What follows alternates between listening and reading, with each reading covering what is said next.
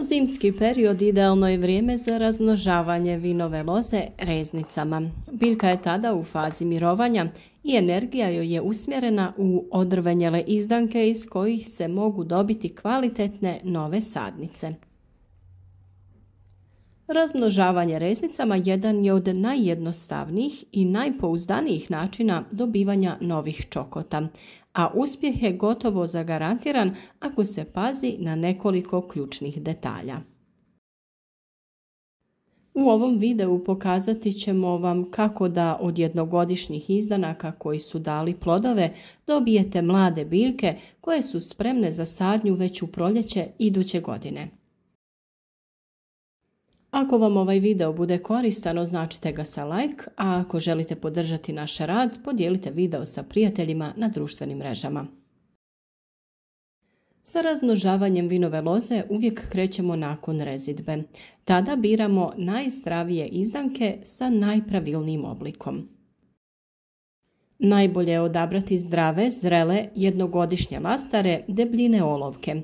Reznice se obično pripremaju u dužini od 25 do 35 cm sa 3 do 5 pupoljaka.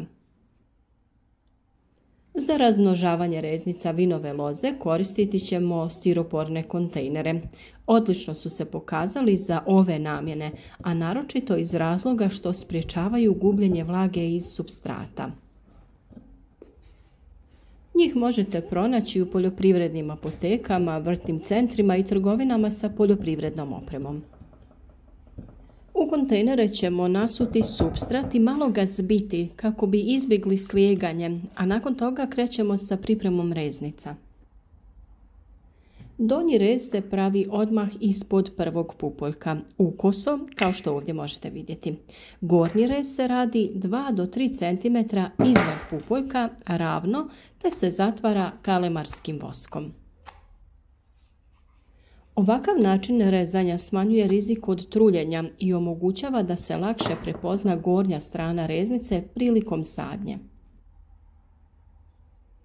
Prije sadnje dobro je uroniti donji dio reznice u hormon za ukorjenjavanje, ali i bez toga uspjeh je i dalje visok.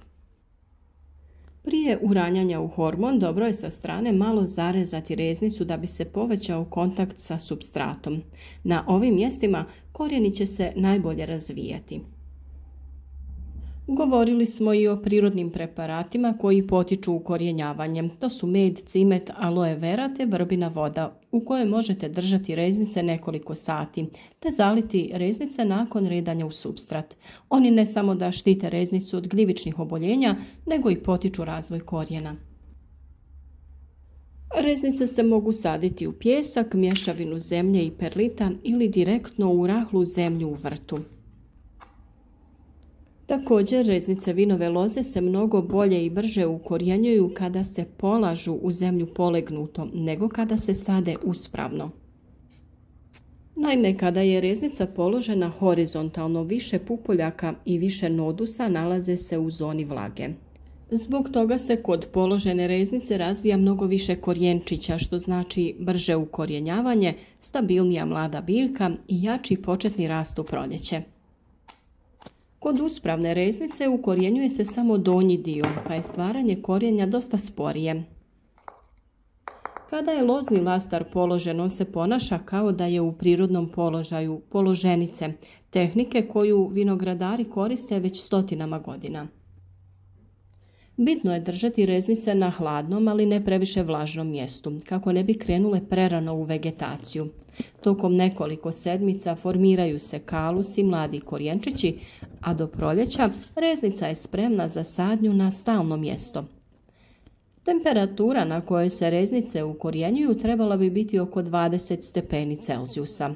Poželjno je da je supstrat topliji od nadzemnog dijela, tako da bi se korijen više razvijao, a pupoljci što kasnije otvarali. Vodite računa da supstrat bude umjereno vlažan, nikad previše, kako reznice ne bi istrunule. Kad se pojave prvi pupoljci i listovi, to je znak da se proces ukorjenjavanja uspješno završio. Na ovaj način možete obnoviti vinograd ili proširiti nasad bez većih troškova. Naravno, možete počastiti prijatelje lozom koja vam daje ukusne i slatke plodove.